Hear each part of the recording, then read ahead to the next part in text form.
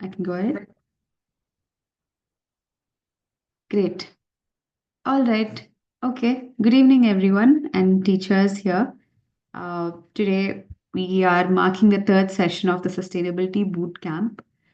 We do see that you've been liking what we've been teaching in the last two sessions.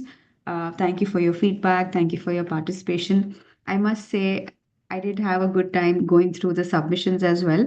I know not everyone did the home assignment or considered themselves as students and did the homework.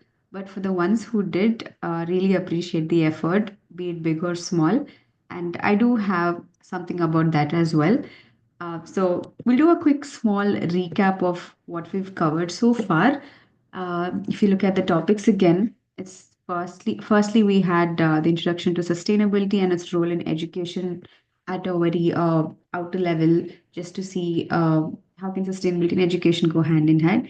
Then we went a little closer when it comes to technology. How can sustainability and education be implemented in classrooms, right?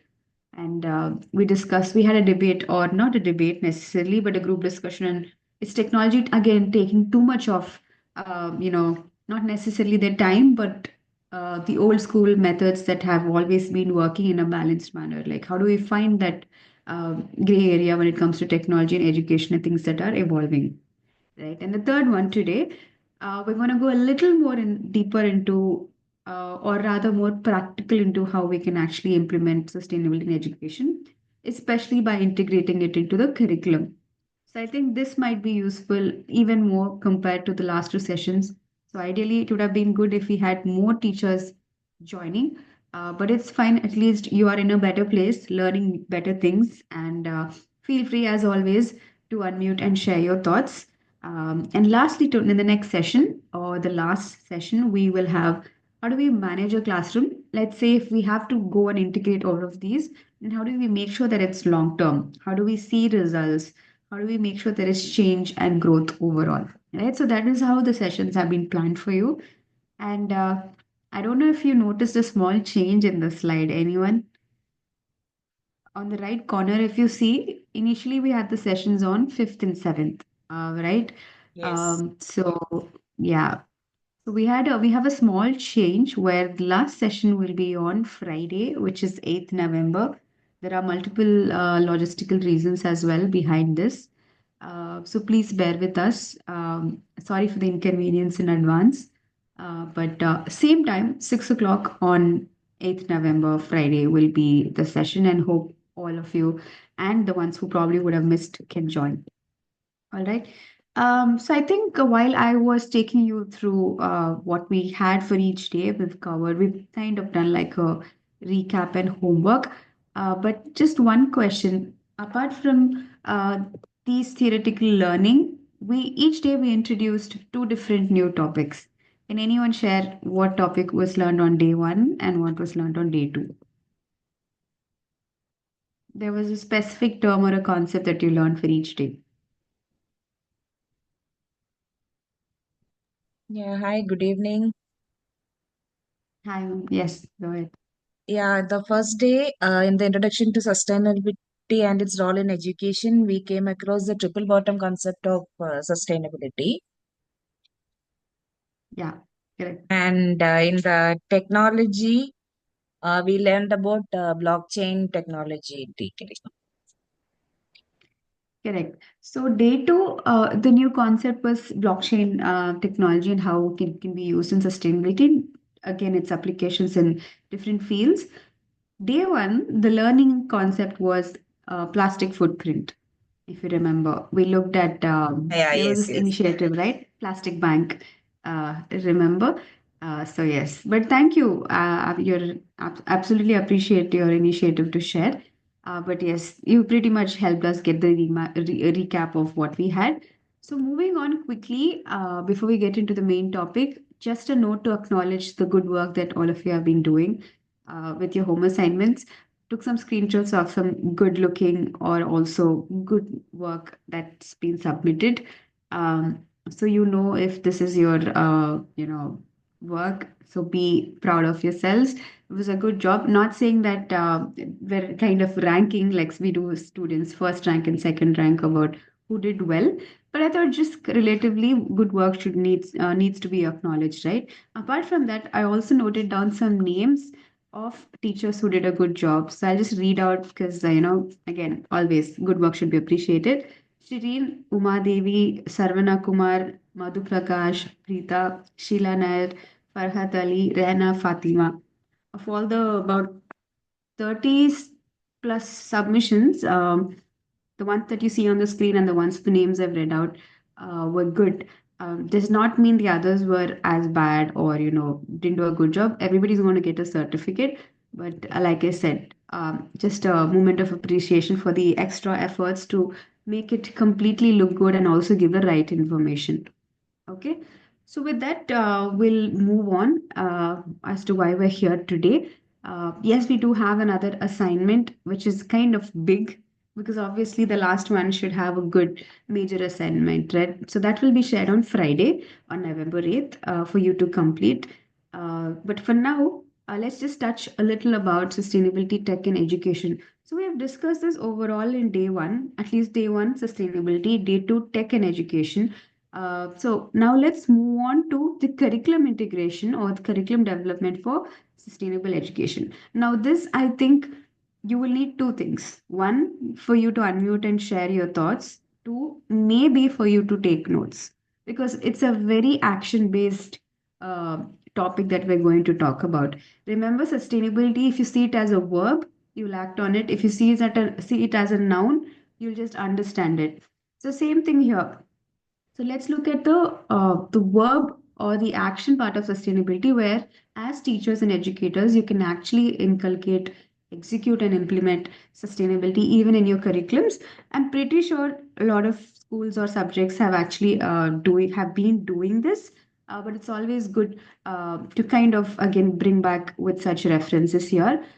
So I would definitely need for you teachers, because you will be more experienced than we are. Like I have my team and my friend and colleague Tanya here, Swati here. More than us, I'm sure you will have more experience to share, and it will be a learning for us as well.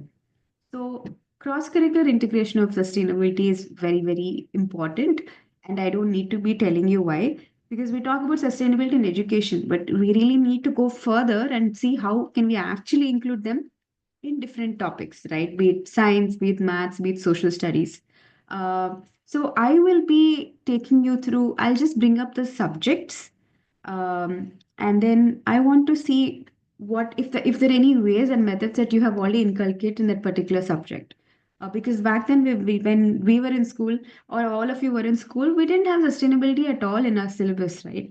But now things are changing and evolving, which is good. So I would like to hear more from you.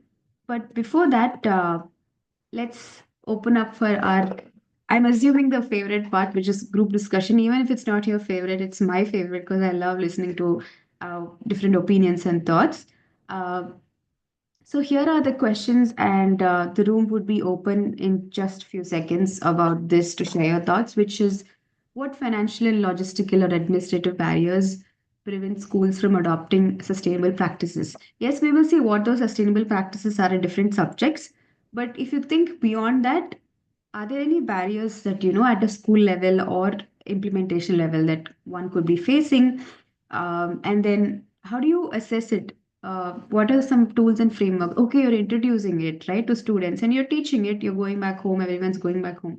How are you assessing if they're actually, if the school is trying to actually meet the goals of sustainability, or the culture, or your class is following, right?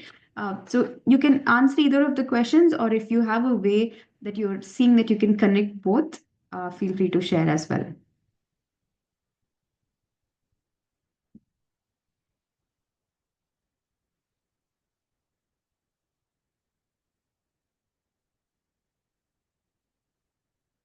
Yeah, so this, I'm pretty sure you will have more experiences or thoughts to share about this compared to me talking. So go ahead. Or if you feel nothing has been done so far, but this could be the possible reasons or situations, you can always add. Ma'am, I'm looking for ideas because in our village, like, we have all these Earth Day, this day, that day. I'd sent you some pictures also of what the children have done. They make posters. Our children are also, we clean, get them to clean the compound, take part in the Swachhata Abhiyan, all these things. But they don't practice it. And there's no support from the parents also. It's very difficult to True. get them to, uh, help us carry on the program. We say eat healthy food, but they just send that mamra in the packet. We say don't use, don't buy anything in plastic bags. They Yeah. still send, they cut the packet and they put the food, whatever that is, the mamra or whatever, they cut it and put Yeah. it into the dabba and send the same thing. So though we try, we won't stop, we keep trying. But Yeah. in the at the village level, it's very, of course, the what would you say? The sarpanch comes on special days. They come and talk, and we have all these talks and discussions. But that's why I'm looking for what any other teacher, they may be doing something which I might be able to use in our school. I'm Yeah, waiting see, for. there you've heard Sandhya ma'am starting this discussion for us, and in fact, she's kept it open for you if anybody would have to share any solutions that you're already trying, even if it's not working out. Ma'am, actually, I'm practicing like we have the STEM team. So where five students will have a group, and we will give one sustainable issues where they can discuss with them. They'll discuss with the Yeah, problems what the society is facing, then come up with the new ideas how to solve for the society. It's not like you're working for yourself. It should be like for the whole society problems you have to solve.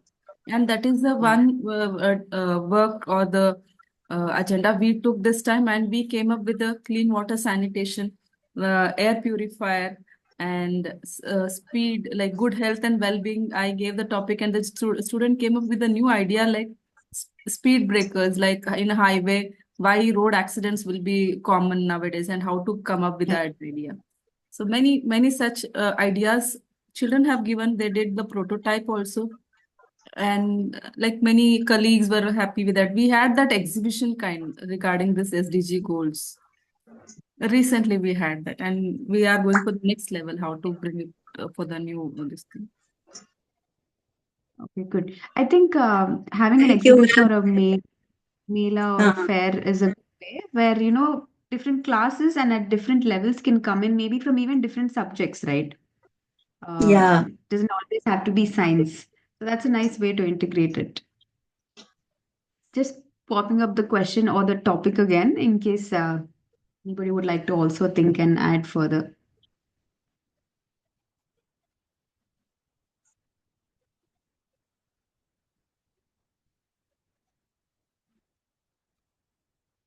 And both the points here become very crucial because it's not just the barriers, but if at all you're not having barriers, which is there in the first line, what are some tools and frameworks, right? How are you actually assessing the goals that are being met? Or are you just teaching and then hoping they will actually act on it, right? Which unfortunately might not be enough.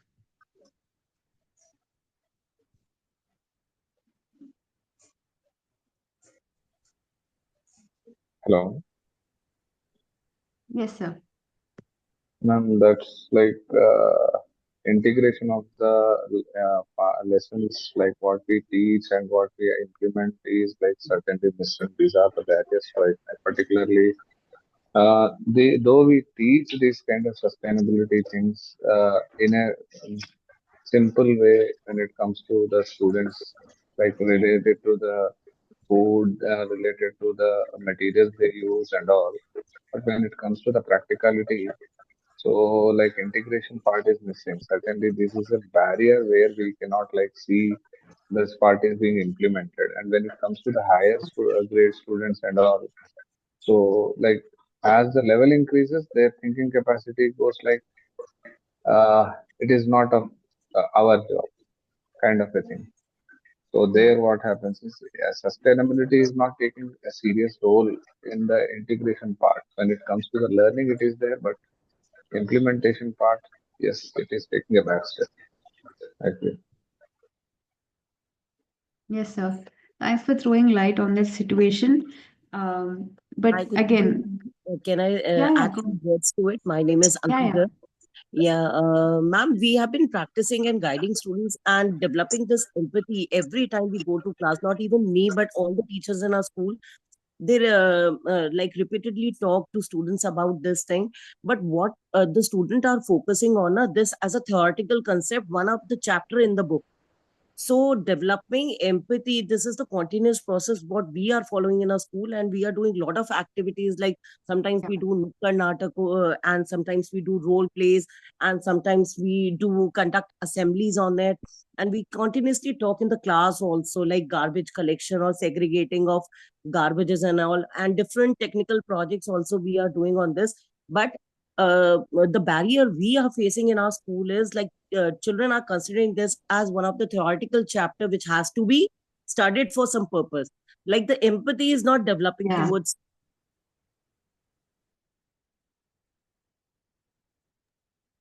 Yeah. Got it. No, it's a good point, ma'am, because we're going to talk about that in the next session of how you brought up the behavioral aspect of, you know, the barriers. You know, it's not just financial, it's not just logistical, or just some tangible, uh, you know, categories, but sometimes it's just the behavior and the understanding of, problems and the situations that they're learning.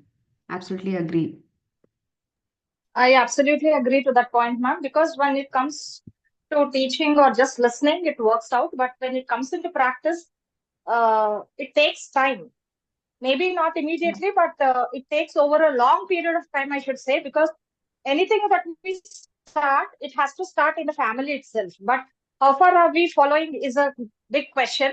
Like we teach children that we should not use plastic, we should not carry plastic and all, but when it comes into practice, I don't think totally it is being followed. And moreover, like Yeah. even the segregation of waste, even the government has provided 2 plastic tins also, but still that is not being followed at an individual Yeah. level. So into practice, I hope it should come Unfortunately. into practice, but it takes a time, lot of time. Right. Just one final point or question. If since we're talking about some barriers here, from the other end, does are there any schools or in a situation where administratively there are barriers? Because ideally, at this now that it's 2024, school should be adopting it. But have there been situations where there are administrative barriers where it's hard to convince the administration? And then was there a success story where you overcame it? With maybe with the right data that ma'am, or like you tell the principal or the administration that this is the situation, this is the amount of waste, for example, or this is the amount of energy, and was there a situation where you overcame that barrier? Would be good to share. But meanwhile, if someone's deciding to do that, meanwhile there's Shireen Fatima has shared in the chat that many schools have limited funds and must prioritize resources for essential needs like teacher salary. Absolutely. uh, because teacher salary and all those areas are utmost financial maintenance, and that because prioritizing that, especially when you have limited funds, does not leave much room for sustainability related initiatives. So yeah. Oh, okay, even for all the activities we need funds from students only. Okay. That is interesting in a way. I did not know that. Yes, Naveen sir, would you like to share anything? Yeah, good evening, everyone. First time I'm joining this meeting. But I find this very good. I want to tell one experience from my city, my town. I'm a school teacher. So there is a mall. You can say malls are various types. So the mall is name is Vishal Mega Mart.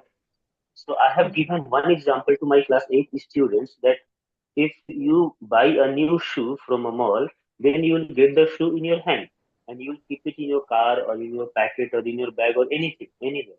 But the same shoe Yeah. or any type of shoe you buy from the market, there are different shoe shops are there, and then they will give you the shoe in the carton, then they will keep it in the bag, and then you will hand it, you will hold in your hand, and then you go home. And at home, what Yeah. you'll do, you'll just keep all the packets in different place, and just you will take the shoes in your foot, and just next day you just keep all the things in the garbage, in the dustbin. Okay, so Right. I have sold these two experiences. I have told them that whenever I get time, I'll make a video and I'll show you in the school and in other schools and other teachers also. So this is happening. I have told them. Yeah. They have also seen that this is happening. So the first time when I have visited the store and I have bought something glass material, then I asked for the cartoon. Then the store manager told, "Sir, we don't have this type of a facilities, but I can give you something." So they have arranged something. They have given. They have given me. But I have seen. I have asked them once, "Okay, why you are having this type of facility?" And so they then say, "Sir, it is a facility. This is the rule of our mall in all over Yeah. India. They are just keeping all the things, all the cartons, all the recyclable materials in the proper place. And when just Yeah. we depot the things, just then that time only we segregate all the things and we just keep doing it." Then I thought it was very good. And one more Yeah. experience I want to tell you. Whenever the SDG have been implemented in the curriculum in the school books, then that time little bit awareness is everywhere. And that time also, now I am looking in the different railway stations in different places. Now people or students, especially the students, the age group you can say 6 to 18 approx. This age group is asking where is dustbin. Mm. Different railway stations, different places, different cities also.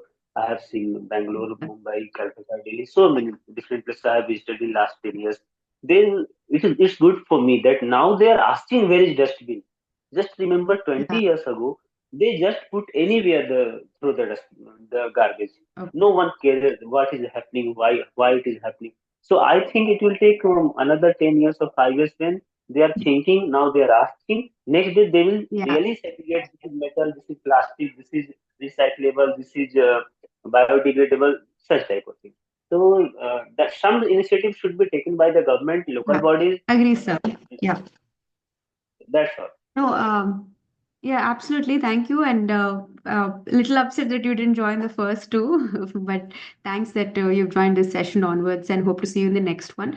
But I think the biggest Yeah. takeaway from what Naveen sir has shared was, you know, okay, yes, there are barriers probably, but in that case, from your end, what can you do, right? Can you question things? Can you change things? And can you be the person who's actually making a difference with your actions and initiatives in your school? While you're contributing, while you're actually part of the school within your tenure, right? And that they'll remember that, oh, when Sandhya ma'am was there, she introduced this. When Naveen sir was there, they introduced this. Now we're still following it even after 10 years. That's the kind of impression that all your teachers can leave with your school, right? So Yes, yes. let's move on. Feel free to share, like Jaya Emmanuel has just shared something in the chat. So you can constantly use the chat, however, to go ahead and share your thoughts. But we'll move on to the first part of the topics here. Like I said, I'll just be giving out the subjects, and we do have three categories. One, couple of ways of methods to introduce sustainability in the curriculum. Number two, its real world application, one example. And number three, what can schools do about it? Right? So I will show for one, and for the other subjects, you can go ahead. At least for the real world and school, I will show it. But I will just take one example. If in terms of geography, simple, it's very easy. Any thoughts on what could you include when it comes to sustainability and geography? Just do not explain because this is not a class to explain the topic of under geography, but maybe name one activity or initiative or topic that you could be introducing to make sure it's there in geography's curriculum. I think I have to remind all of you that remember our rule, you're not teachers, you're students, although you're trying to think like teachers. So, students, you need to be answering. Environment, ma'am, Yeah, geography, the taking sustainable practices to follow in the environment. correct. Garbage management also, like Anki mentioned, and thank you, Sandhya ma'am. So, Uh, Yeah, Awareness of uh, climate change. absolutely, that's right. In fact, that's one of the examples also, examining human impact on different ecosystems, right? Yes, we do learn ecosystems. We, Tanya and I, all of us have learned, even you have learned, but the human impact, yeah, we do learn on a certain level. But if you look at different ecosystems, because there are so many in the world, how do we understand the impact? Because sometimes it's not saying do this, do that, and providing solutions. Sometimes it's also to make them understand the problem, right, of how, what's the damage that's happening, and then also providing solutions. And then exploring sustainable urban planning. This would be interesting, maybe for the senior classes. But how do you plan your community or the urban infrastructure in a more sustainable way eventually? It's not when we go into our 20s where we learn and try to say, okay, let me have this. In childhood itself, they should be able to be understand in their community what should be better and ideal when it comes to sustainability, right?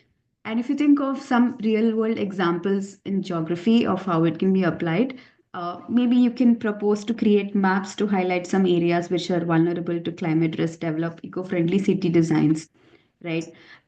So, what it means is even when they go out of the school, how are they applying geography's perspective of sustainability in eventually in higher classes or in their jobs or in real life, right? But they can learn in school itself in higher classes how to identify that these are the potential climate risks based on the resources or based on the temperature or based on the water resources and based on the access to any situations, and how can they develop eco-friendly city designs is also something students can learn ahead of time.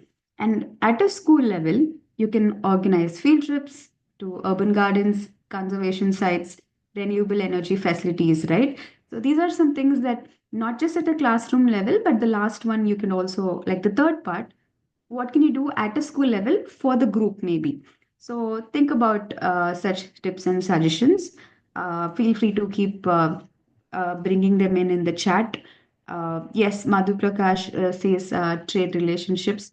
Awesome. So absolutely, as we are moving on with the slides, you have every freedom to share, and that's how you'll share information. Right now, here I want you all to answer because geography is kind of very relevant and synonymous to climate and sustainability, right? But how about maths? How do you think? I don't want to show it on the slide. There are ways, clearly, but how do you think sustainability can be integrated in the maths curriculum? Like analysis, data analysis with the poverty, it might be, or the climate variations. Like Absolutely, excellent. Straight to the point. But yes, there's more other than that. By using maps, no? Graph. Yeah, yeah, okay, yes. Yeah, bring it if you feel your Mathematical thought or models answer. can be made. Correct. Yeah. So if you feel your answer or the topics or suggestions that you have is not there on the slide, maybe we're just using few examples. So feel free to share it in the chat. Oh, I love that answer. Population growth uh, works well in terms of anthropology, geography, and maths as well. Maths as well, right? So I think Ms. Madhu Prakash was talking about data analysis to track waste, energy consumption. We remember we spoke about energy also in session two, resource usage in real time. And if you look at the real world application of what they can take away from with them is maybe they can also look at calculating emissions reductions or modeling populations growth impact on resources, which is why I was appreciating those answer where maybe at a school level they can just use their school's strength as model, like the number of pupil strength, the student strength, but going forward the population's growth, the impending problems or solar, or situations that may arise, right? Calculating emissions at a school level. We took energy last time as an example to see how you can manage and audit, if you clearly remember. So that is something they can learn using maths and at a school level with real world. So this last example works both for a real world application and that can be done at a school level, right? Where you can partner with local businesses or the school to calculate energy cost, and project savings from sustainability practices. So, yes, you're introducing a lot of energy saving ideas, but if you manage and audit it regularly, you can actually uh, not just see the results, but plan the financial aspect well. At the same time, it's always satisfying for the teachers, for the administration, and the students to say, hey, this is how much we're saving. So, that will be a positive reinforcement for them to keep following it, right? Now, social studies again. Any thoughts, examples?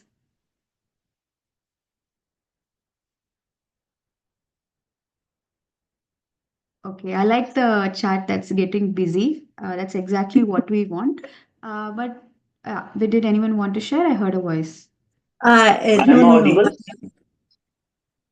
Yes, yes, go ahead. Sure. I give one example to the students that save power, save electricity, because how it works, because you can store rice or food grains or anything, but you cannot store energy.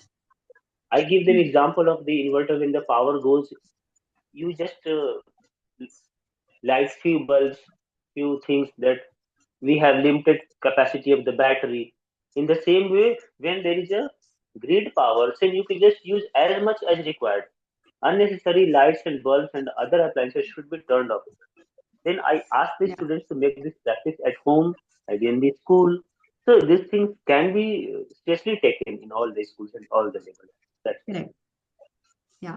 Thank you, sir. Sandhya ma'am, were you going to add anything? No, no, no. I'm just typing. The thing is, CBSE schools, they have disaster management and social studies. Yeah, You do a project on that. Then they have sustainable development. And ask hmm. students this time in class 10, they've chosen that to do this project on Yeah, sustainable development. It's still on. got And it. even we can ask the students to make an activity on the exploring the history of urbanization in the different parts of the world, like in social Yeah. Interesting. systems. Yeah, correct, correct. Thank you, Naveen, Sandhya and Madhu Prakash, ma'am. I also would like to definitely highlight the responses in the chat, as Shalu Sharma ma'am was sharing, gender equality and the roles and responsibility of each member in the family. And I think it was Madhu Prakash or someone who was sharing that, remember we said that behavior starts at home, which they continue in school or Yes, any yes. other place. So it's very important to make sure that at least as teachers, as long as you meet them for this few hours, you're not just reflecting the child's, nature, but maybe eventually influencing the family members, right? If he's not learning something at home, he will learn it from you in school because at least in 15 years till we are in class 10, the most of the time we spend is in schools more than homes. So gender equality, such social issues should be addressed in school. So thanks for bringing that up. But yes, you can see some topics on the screen as well: ethical consumption, global environmental policies, right? If you're consuming anyway, if you must, then how do you make it ethical and sustainable, right? The triple bottom approach, remember. And real world application is some sustainable practices in different cultures and simulate policy making process. Yes, this might sound a little slightly complicated, not just for the students, but even us, right? Policy making it's not easy. You need to have a subject to understand how it is done.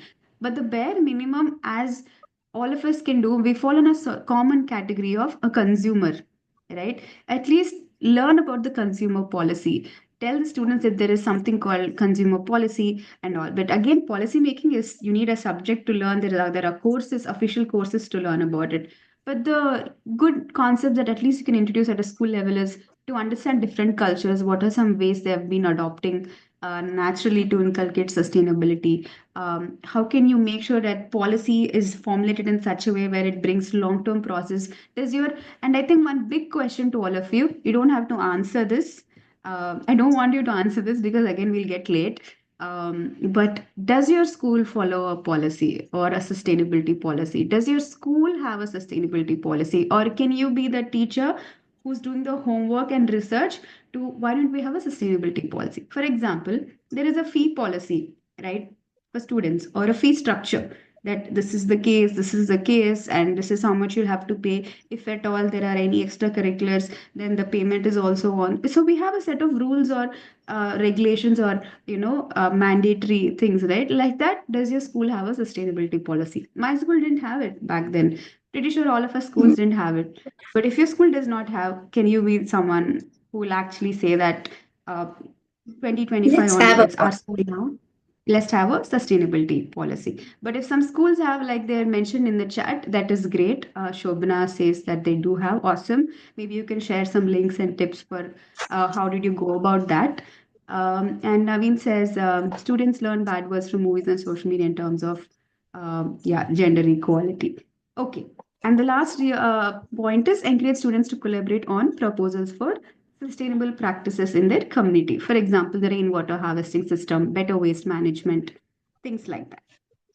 And I've saved the last and the obvious subject, which goes so much hand in hand with sustainability for the end, at least in the first part. And we have a very interesting topic or an initiative to introduce right after this.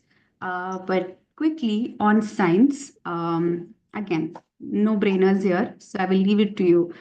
Uh, how can we integrate sustainability here with some examples and activities?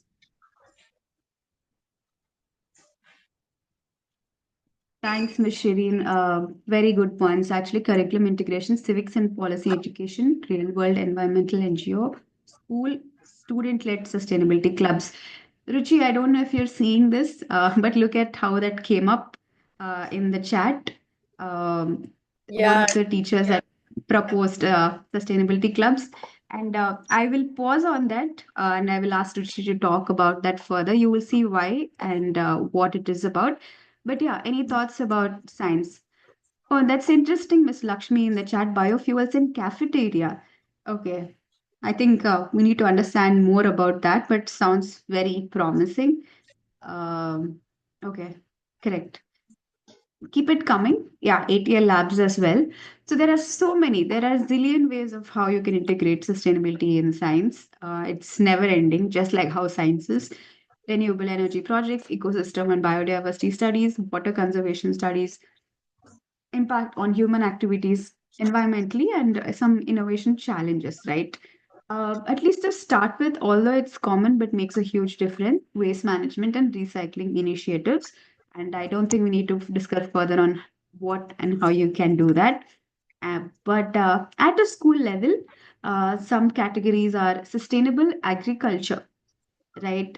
Yeah, as Madhu Prakash is also sharing in the chat, agriculture practices can reduce waste and improve food quality. It's always good to understand from the seed to the plate how the food is being processed. There's so much about zero hunger or agriculture, of the farming aspect, the financial aspect, the market, the middlemen, all of that. Maybe it also connects to the consumer policy that I was talking about, right? So you might not be a policy maker, but all of us here is a consumer. So educate yourself about sustainable agriculture. Educate your children going forward to think about, if your mom next time is feeding you cucumber or carrot, why don't you do a research on where it is coming from? Go back, right? Okay, which market did she buy it from? Is that market sustainable? Is it actually helping the lower economic? Are you buying in those fancy supermarkets? Right? Tell them to teach their parents, Mummy, it is okay to buy from this farmer here who's locally, this vendor here who's sending local, he will be benefited, right? So that questioning you can teach from the school itself or teach them small gardening ways. I think, I'm sure this is a science Excuse me, project that ma'am. we've all done even as kids, right? Excuse me, And ma'am. then carbon footprint. Yes, ma'am, go ahead. Actually, for this activity, so to make them to understand more about this food, where it is coming and all, we have for second standard, every year we have this activity where children will make their own market and we will buy for them from them. Like small Okay. children will bring Wow. the basket of fruits, everything, vegetables, and it will be like wonderful to see. And they will understand and they will mimic how the vendors will be calling the people to buy the things, no? So that activity we used to have, ma'am, every year, so that they should Wow. know how to like what will be the best way to where parents are buying the fruits and all from the market. That activity we have, ma'am. That sounds great. I don't know if this is Yeah, common I these know days, that's but very interesting. very impressive, you know. That too, second standard and first standard students, smaller children, and Nice. they will come to Thank know. you, ma'am.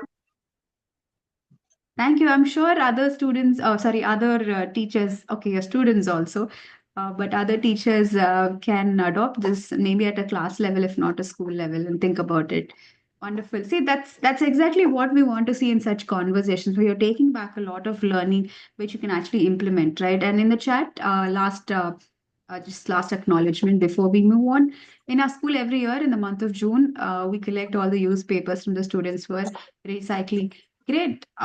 These are such initiatives which actually will make a huge difference.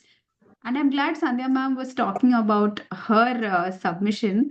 I like how, since we're talking about curriculum integration, this is one example that Sandhya ma'am herself has submitted in one of her homework on the right, where there's a form I believe that where it's a signature campaign. Where, ma'am, do you just want to Yes. tell what this is about in a few seconds? It was just the first day of school, and our school is in a remote village in Kutch. So we told our children to go house to house, not very far from the school, but nearby. There was a teacher guiding each group. They went around collecting signatures saying, say no to single use plastic.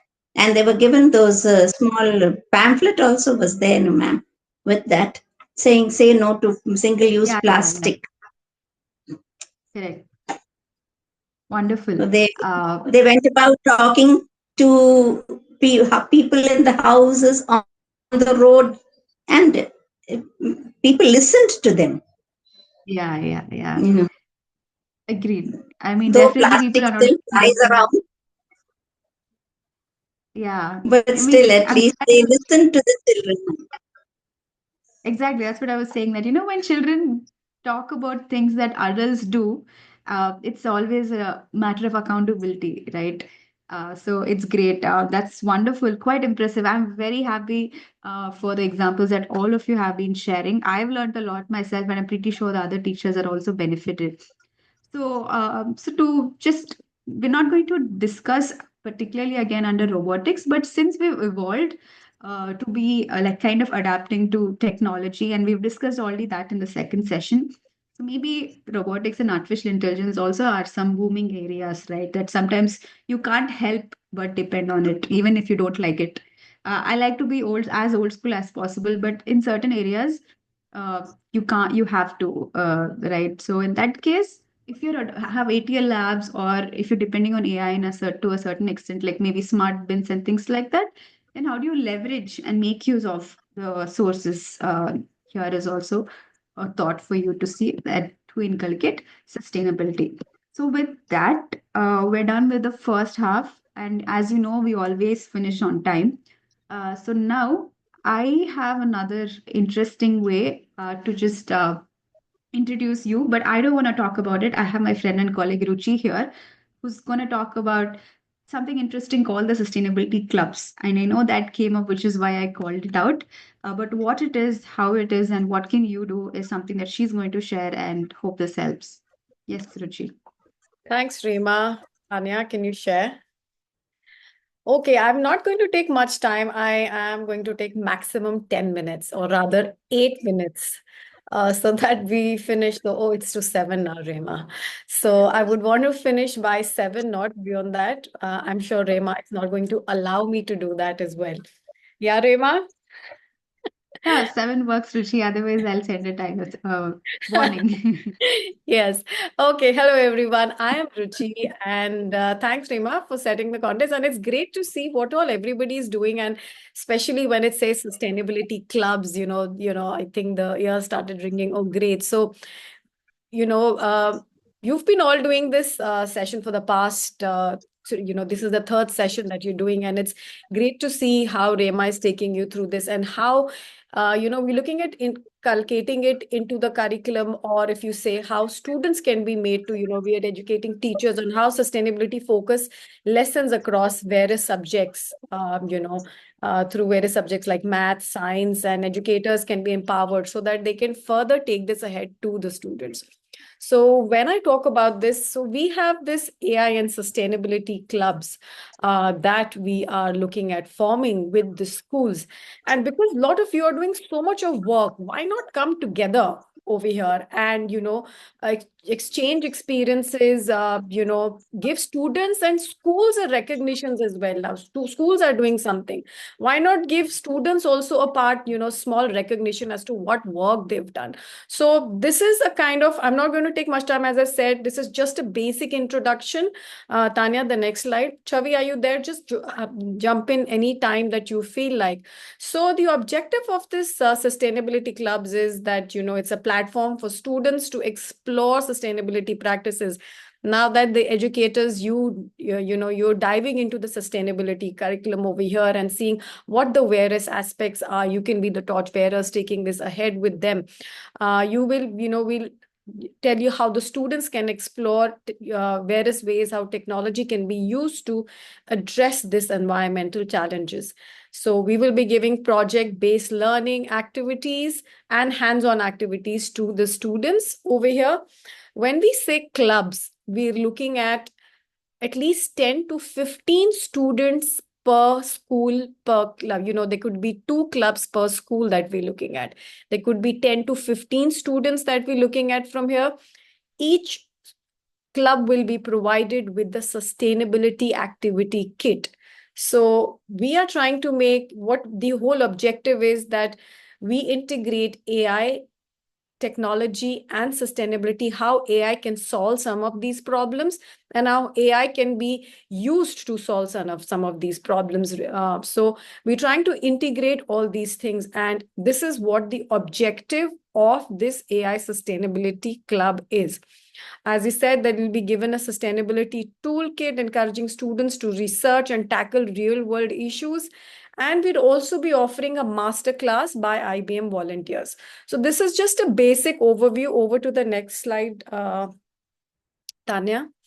So while we do this, we are looking at doing this over the next, say, about 1 month, that we will hold another session with all of you to explain what these objectives are. The idea is that we set up 100 clubs like this across India. And specifically, I heard one school is from Kutch.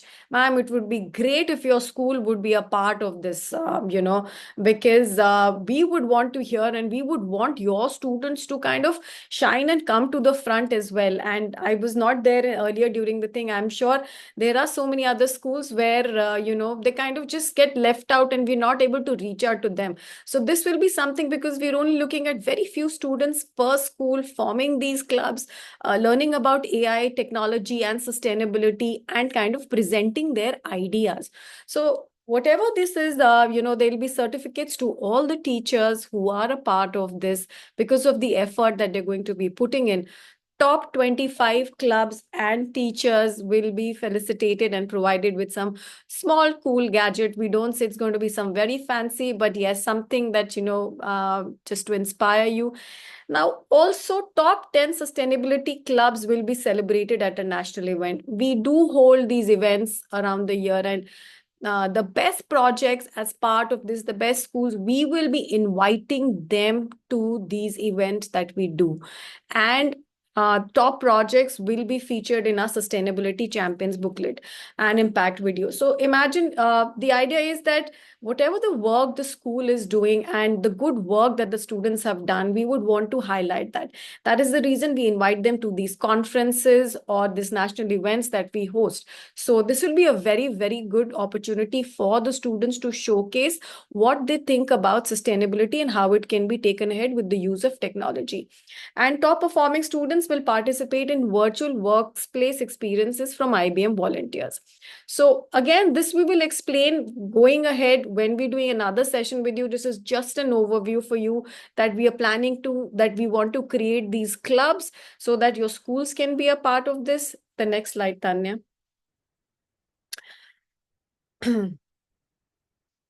So we are doing a teachers orientation session on 13th November. For that, so that we can disseminate the information much more easily to you, though we have various educators groups that are already there. We would want this group totally dedicated to AI and sustainability. If you can join this group, and my colleague Tanya is also going to put the link to the WhatsApp group. You can all join the WhatsApp group. She's going to be putting it up in the chat, and we will share all the information regarding this. It's again, as I said, that it's the reason why we are forming it, so that students also get some kind of a recognition, and we want to disseminate more information on AI and how AI and sustainability can be used. Tanya, can you put the link to the WhatsApp group, please, on the chat? Yeah. And you can also join this by scanning this, please, the WhatsApp group. It would be great. Chavi, in case you have anything, please add to this. Thank you, ma'am. Kamala ma'am has already joined this group, and 6 teachers have already joined this group. So I would just encourage everybody to please scan and join. I will share the link over here. Not an issue. One moment. Okay, you can all join the group. Hi everyone. Can you hear me? This is Chavi. I'm sorry I'm not able to turn on my camera. Just engaged with a couple of more things. But just wanted to tell you that in another such engagement with teachers, which is centered around sustainability and climate action, we have been driving this initiative amongst schools like you with the support and cooperation of teachers like you. And let me tell you that the results have been very gratifying. There have been multiple opportunities for students, and students have wonderfully utilized those opportunities to create some impactful campaigns. So, to just give you an example, a few of the students they created a club, which is, of course, the sustainability club in their school. They went about, say, carrying out uh, no plastic campaigns, declaring their schools plastic free zones. And how did they go about is they basically helped their school management in phasing out single use plastics and promoting alternatives to plastics within their campus. With simple initiatives like banning the use of plastic bags, stitching cloth bags, and then distributing it amongst their peers. So, something of this sort, which is happening at a micro level, also has results which shows impact in the longer run. So, we have multiple such examples. In fact, some of the teachers have also who are gathered here as part of the session have also been associated with me for the same initiative in the past. So, any which way, Rema, I think you've been doing a great job in bringing together all the teachers as part of this platform. And Ruchi, Tanya, and I, all three of us, in fact, look forward for a proactive engagement from your end in the sustainability clubs. So, yeah, that's it. Thank you. Yeah, Chavi, thanks a ton. Thank you. And again, thank you so much for all the teachers who've joined the group by scanning. There's also the link in the chat. You can use that and join it again. And all the information which is required, we will share more information on this on the 13th of November. I don't want to eat up on Rema's time any further. Thank you all. Thanks, Rema. Thank you, ma'am. Thank you. Great. Thanks, Ruchi, Chavi, and Tanya, if you're still sticking around. But yeah, it's a great, wonderful opportunity. It's think of this like an extension of the things you're learning here and actually being able to implement it, right? So from our end itself, we're kind of sharing a platform that has that can work well where we coordinate it, and all you have to do is be a part and contribute with all the necessary methods that Ruchi has shared. So look forward to see you on the other side in the sustainability clubs. With that, I will move ahead. If you join the group, I'm pretty sure you'll receive further updates about the clubs, and that way you can always stay connected. So I love this next topic. I'm pretty sure all of you will also find this interesting. Some of you would have already learned this. Some of you would have already seen this. But I think it's pretty interesting concept that we would not have realized that this exists all around us, literally. So here's what we're going to do, or how we're going to learn this. I have some good real life examples, and I want you to think of the applications, right? But before that, let me first introduce what biomimicry is. So we've been having a theoretical learning part for the first half and learning a new concept in the second half, if you observed a pattern, right? First one, we learned about footprint, plastic footprint, for example. Second one, blockchain technology. Third one, the learning concept for today is biomimicry. And since we're talking about subjects and schools, both at a subject level and real life application and at a school level, not necessarily a school, but any institution, you will see how biomimicry actually exists in almost everything. So it's pretty interesting that we learn about it and then observe as we go forward, right? So, as the name kind of literally means, bio is life and science, and mimicry is mimicking something, right? Imitating something. So, if you see the line, it's the practice of imitating models in nature to create better forms, processes, systems, and strategies, right? Although these four terms, forms, processes, systems, and strategies, might sound a little dry, it's very impressive and beautiful how that actually takes form, right? But major applications of biomimicry to visibly or tangibly see are in design technologies, where it draws inspiration with a mechanism from nature, right? But although I'm talking about design based technologies that are there in the last decade or even earlier, if you look at the last line here, biomimicry is something that has been taking place right from the Neanderthal or the early times, where when it comes to hunting, shelter, survival techniques, all of these are learned by biomimicry. And one example of that is they used to observe animals and see and understand their surroundings and mimic the patterns, because animals naturally exist in the wild. So back then, even when humans had to be in that similar situation, they would learn the animals and look at the animals, learn and mimic how to survive, or some methods of how they're navigating themselves in some areas. So having said that basic context of what biomimicry is, which is imitating nature for better solutions and survival, there are, just like how we had the triple bottom approach for sustainability, there are major three elements in biomimicry, which is ethos, emulate, and reconnect, right? So ethos, if you know, or some of you would know, it is synonymous, or it means that it comes from, no, being ethical comes from the word ethos, in fact. So the ethos of biomimicry is to first believe and accept that we are dependent on nature, and nature and humans can life can learn and coexist from each other, right? Second one is reconnect, where once in the form of biomimicry, or once we're trying to adopt biomimicry, it helps us, or it's a concept of reconnecting with nature, right? Where humans and nature can stay reconnected through biomimicry. And emulate is nothing but the process or the practical aspect of biomimicry, where it's a practice of learning from the nature's forms, the process, or the ecosystems. So emulate is actually the action part of biomimicry, where you'll be able to see it. Ethos is the belief of biomimicry, which helps us stay to understand and respect and value nature and supporting life as it says on the screen. And then reconnect is, while you're emulating and believing in the ethos, you can continue to stay connected with nature. So biomimicry, unintentionally or not, fulfills all these three. And even when whether we observe or not, there's so many examples around us, maybe even in your life, that you would have gone that would have gone unnoticed. So like I said, it's going to be interesting and very pictorial and visually nice for you to see some examples and then think of where this could have come from. So we're going to do it in two ways. One, I'll be showing you the current example, which is the advanced example, and you have to guess where could that be mimicked from in nature.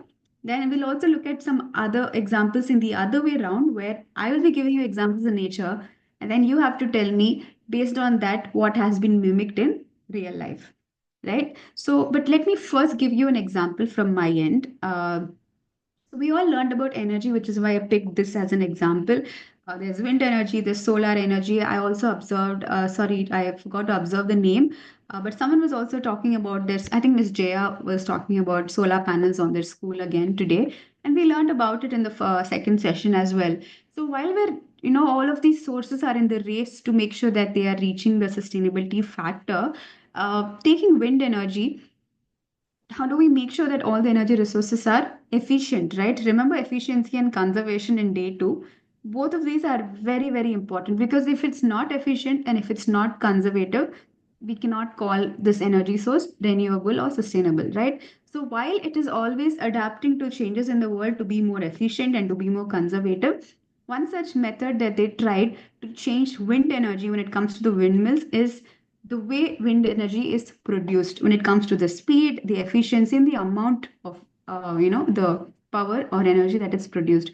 So if you see here in the windmill, yeah, if they didn't look like it, that's a solar panel, and that's a windmill which is kind of chasing petrol and fuel, which is not sustainable. So windmills, the way those blades are designed, initially you must have seen they're like a fan, right? In simple words. But after trying to biomimic nature and this example, they changed the design of the turbo, the blades, which are actually called something which might give you a clue.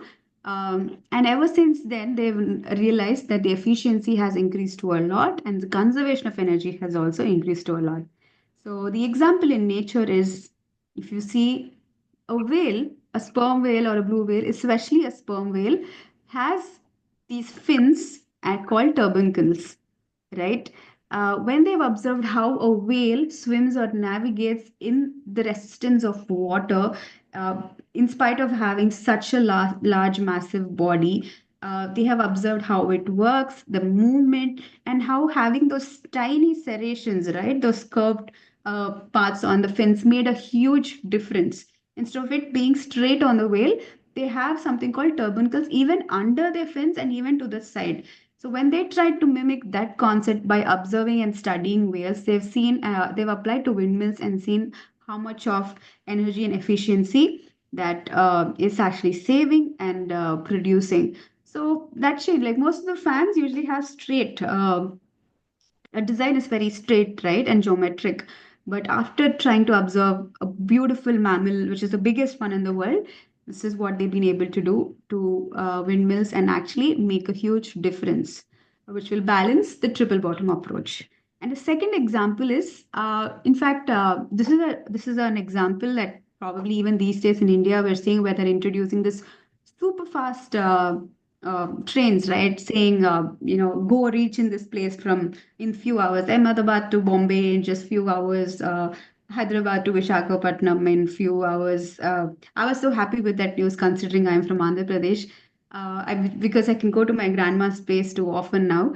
But then people need speed. Unfortunately or fortunately, we need a fast life. Sometimes we are dependent on that. We need to reach to work safe or anywhere fast and safe, right? So a Japanese architect observe that, and you must have seen Japan in movies or just around you with the exposure you have of how it's a fast paced lifestyle in a community. They have very advanced technology, one of the best, in fact. So while they're designing the super fast trains, they thought it could be done better, and there's more potential when this Japanese architecture, civil architecture, for the civil engineer for this particular project in railways, he is a bird watcher, right? His normal habit in real life is bird watching, which he's interested and passionate about. And that is when he observed, can you guess which bird? I'll just show it and later you can guess. The kingfisher. Has anyone seen, be it in a video or in real life, if you got lucky, how a kingfisher dives in to catch its fish? It dives in straight. It Yeah. dives it with its long beak, straight and vertical. Although in this picture it's slightly angled. If you actually see on Google or YouTube, it dives in straight. And you know why it's appreciated for its diving method? It dives in with the least amount of water splashing. It's basic common sense and physics that when you throw a stone, there is a bare minimum amount of ripples created or water splashed, right? Naturally. And the more force you put, more water splashing and more ripples. Where the kingfisher is diving with its speed and with its angle and the design of its nose, all these three factors make a huge difference for it to catch the fish with the minimum ripple effect, with the minimum splashing. That way, the fish would not even know that there is a movement happening and it doesn't alert it, and that is how it catches its prey or the fish. So as he observed that pattern, that is when this Japan, they came up with this concept of changing the aerodynamic nature of the trains. Naturally, in India, I'm just taking an example. Uh, uh, the trains are straight, and you all know this. I don't need to repeat it. Yes, as Jaya ma'am was saying, because of its streamlined body, it changes the shape of the train, and trying to extend it and having a more aerodynamic structure, it efficiently increase the speed.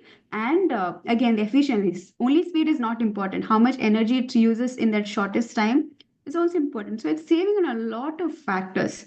Not saying that somebody would not get an idea, but just around with nature, this was a major advancement that Japan actually did. And now every many countries are already doing this, right? Including India as well. So now, having given two examples, and I noticed in the chat that some of you have already given some examples, Asha, Purna, and others. Very good. Please keep reading them, everyone. But now I want to show some examples, and I want you to give where do you think you would have seen this when it comes to the real world application. So this is a seed, or it could also be technically called a fruit, or the seed inflorescence of a plant, maybe. It's called burrs. Burrs. But where do you think you would have seen this in real life? I know it could be a little difficult, could be a little easy, but Velcro. take Velcro. random guesses, be a sport and go wrong also. Velcro, ma'am. Velcro. Absolutely. Yes, Velcro. So this is again very, very common, even though that seed might not be common because I myself didn't know it for a long time. But Velcro from childhood, right? It works really well. The bigger the Velcro, the more weight it can hold. Our caps also have it behind, purses and bags have. So I don't need to tell you the applications of Velcro. We all know it regardless of the generations. Thank God there at least something that is staying in spite of the generations changing. But that is where a scientist observed this plant bursts and how the spines and the edges are made in such a way where it keeps sticking together, and if you pass by it, it just sticks on to the next foreign material. So by observing its mechanism under a microscope, this scientist, who's also named one of the names having Velcro, has designed this Velcro a couple of centuries back, right? And that is how we have this long lasting Velcro concept from nature. Now, I have few more examples to see biomimicry. Now, it's the other way where you will see a real world example, and I want you to tell me on by what could they have been inspired, right? So, this is a building. Apologies, I kind of forgot the name of this building. It's actually in Singapore. But yeah, so seeing its shape and the pattern outside, what does it remind you of?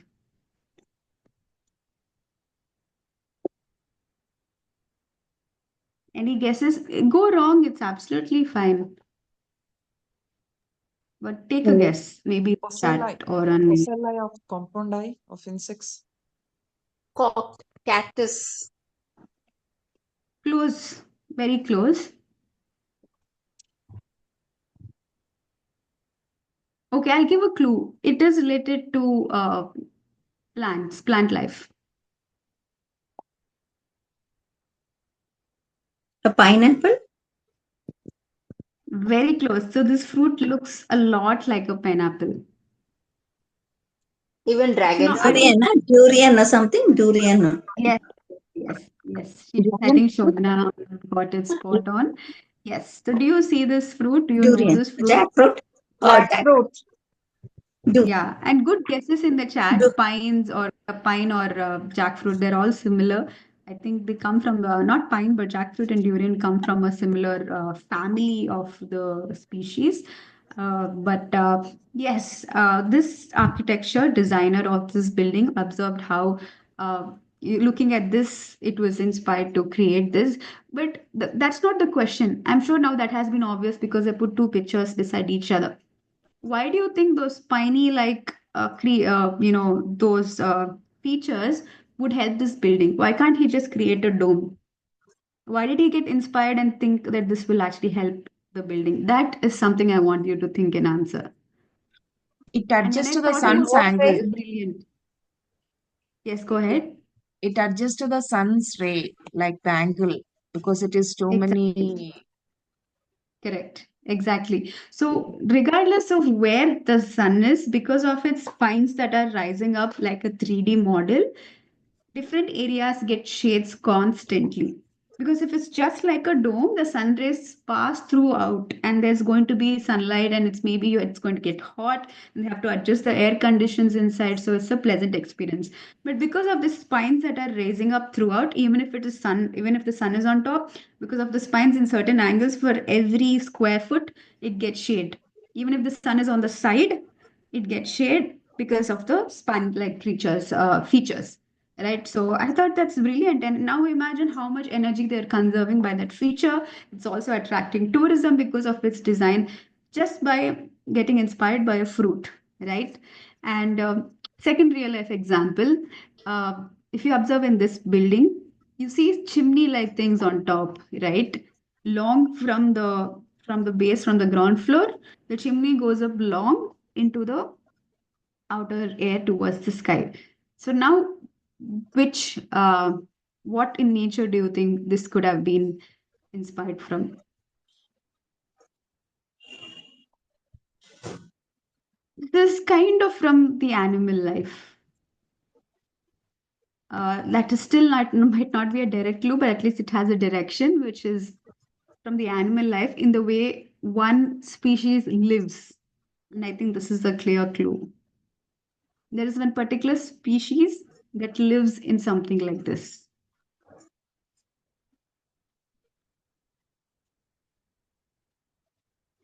Okay, we all know termites, right? Have you ever Ah, seen a termite? Oh, centipede, interesting. So have you all seen a termite hound or mount.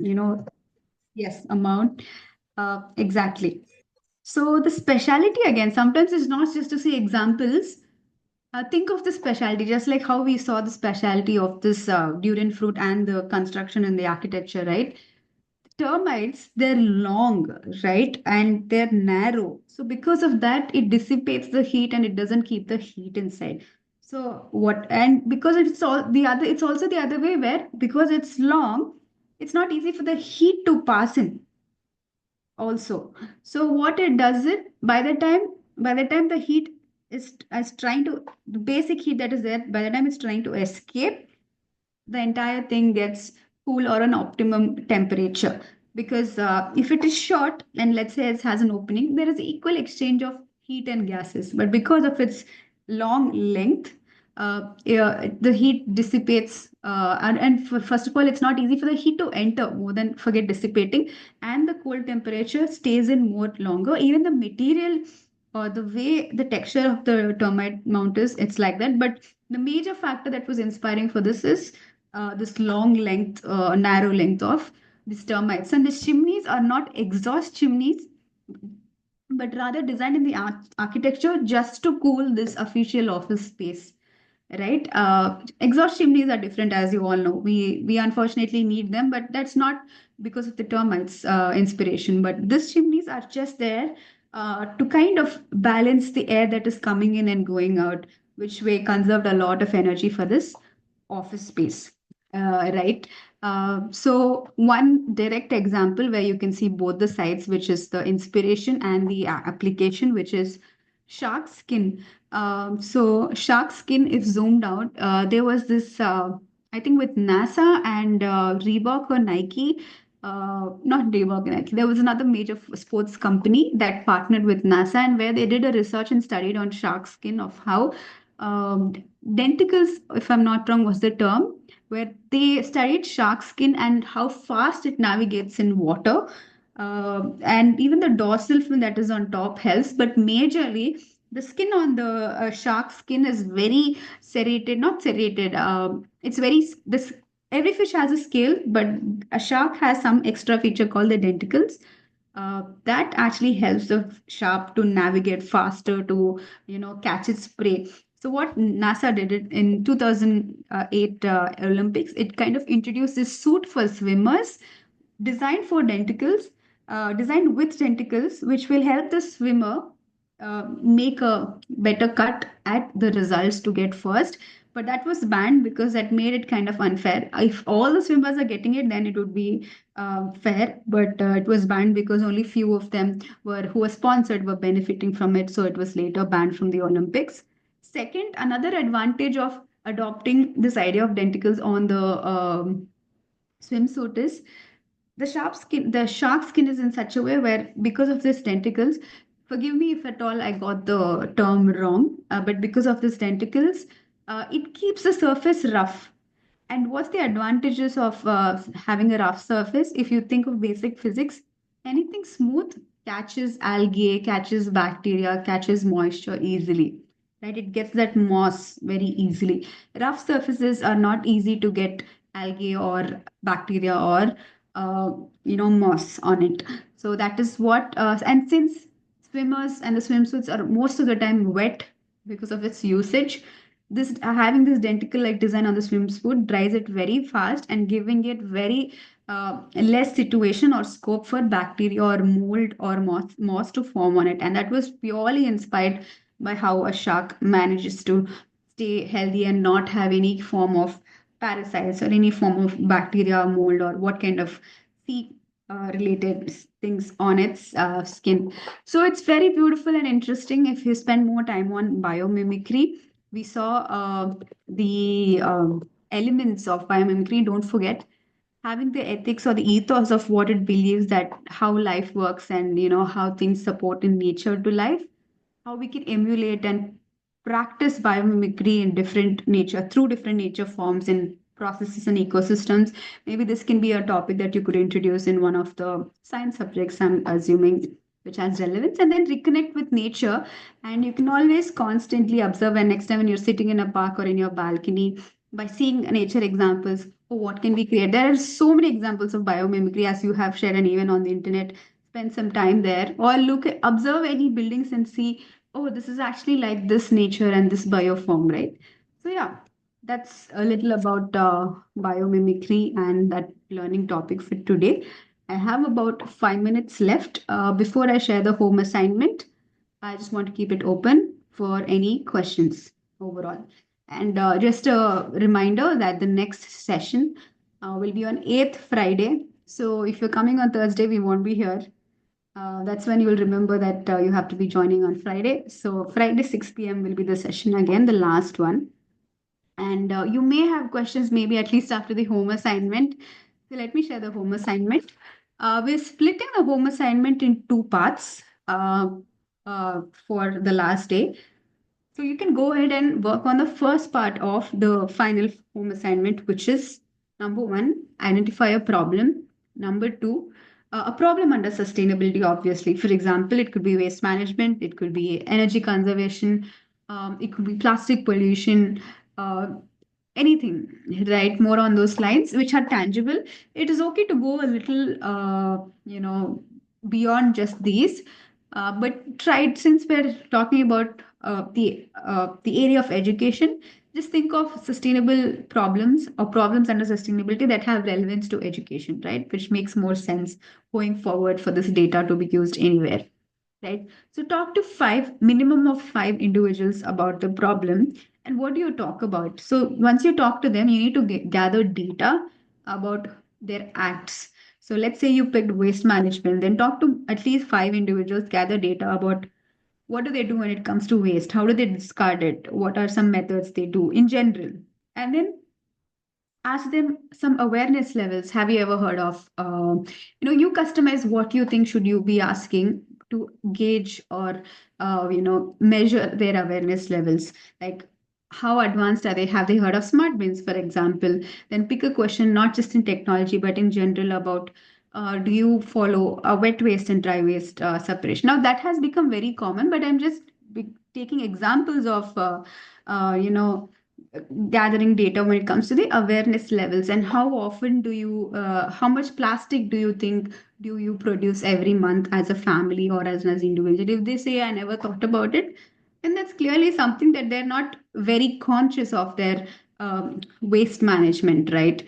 So I if they say that I can't clearly measure a certain number and say that this is the amount of plastic we produce, but we try to reduce a lot, is something they could potentially say. So that way, that gives a good direction towards their awareness levels and the adaptiveness to follow something, right? So you customize some good questions to ask for awareness level and the readiness to change about that problem. So based on what kind of acts they do for that problem, or they usually unaware, unwillingly or involuntarily do it, or and based on their awareness level, you will kind of be able to understand their readiness to change, right? So okay, would you be able to say that all the five say that they are willing to make a difference or a change with real examples? But how can you can't just conclude and say that, do you want to change something about plastic, do you want to change something about energy conservation? Yes, I will do it.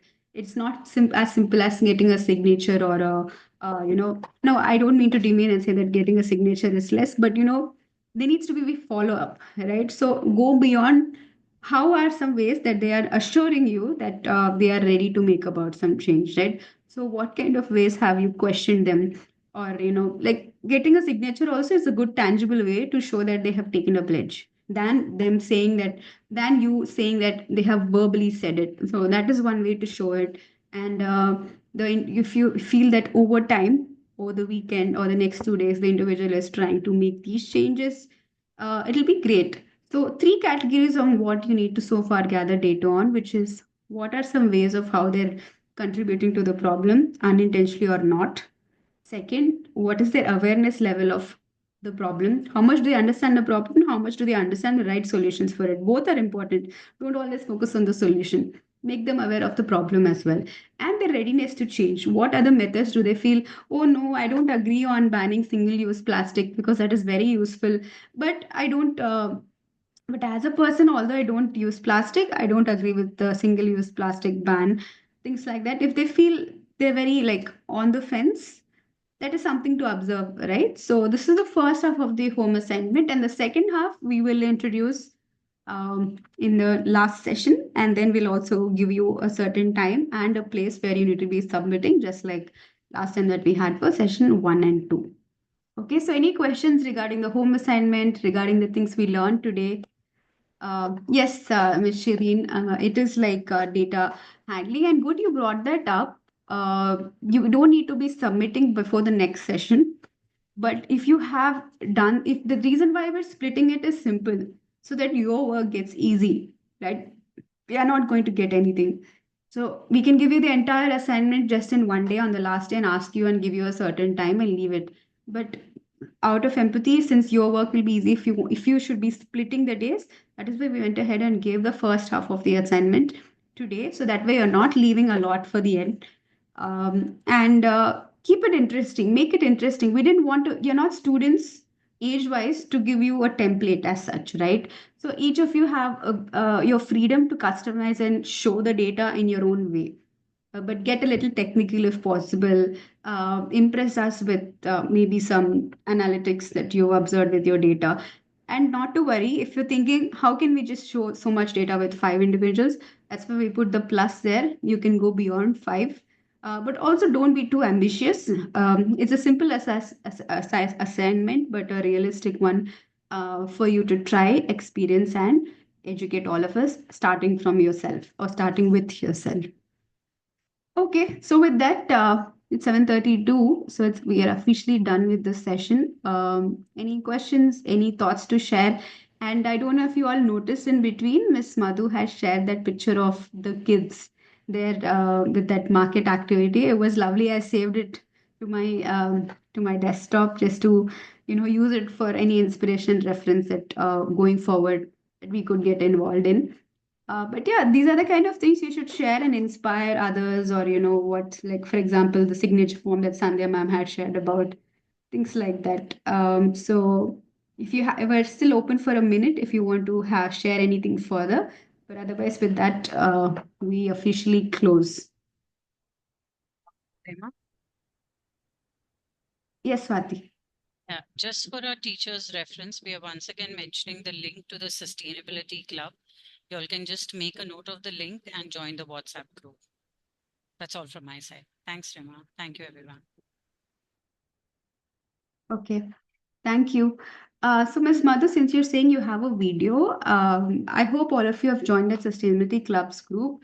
And if you're part of any group, I'm not sure if Swati and Tanya have this data, but if the students are part of any group, you have every freedom to just, as long as you have the admin rights, I mean, not the admin rights, but the ability to, if you're unable to share anything, feel free to share any resource that you have in your school, any videos on sustainability and things like that. All right, everyone. We will be seeing you on Friday, 8th November, 6 p.m. And we learn about the final part of this whole boot camp, which is behavior change and actually seeing tangible results based on what we've learned in the last 3 days.